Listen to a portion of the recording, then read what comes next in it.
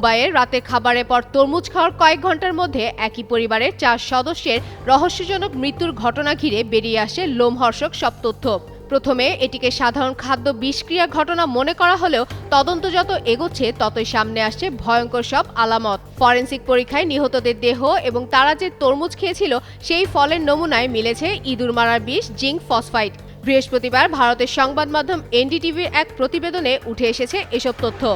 ঘটনাটি মহারাষ্ট্রের মুম্বাইয়ের ৪৫ বছর বয়সী আব্দুল্লাহ দোকাদিয়া নিজের বাসায় আত্মীয়দের জন্য নৈশভোজের আয়োজন করেছিলেন। সেখানে ছিলেন তার স্ত্রী নাসরিন ও 2 মেয়ে জয়নাব এবং আয়েশা।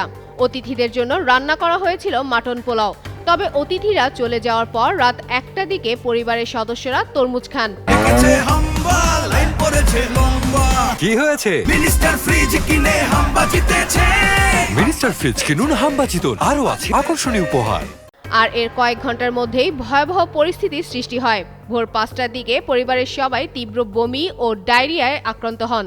অল্প সময়ের ব্যবধানে 4 জনই মারা যান। ময়নাতদন্তে চিকিৎসকরা নিহতদের শরীরে বিভিন্ন অঙ্গ প্রত্যঙ্গে সবুজাভ আভা দেখতে পান, যা বিষক্রিয়ার সঙ্গে সামঞ্জস্যপূর্ণ।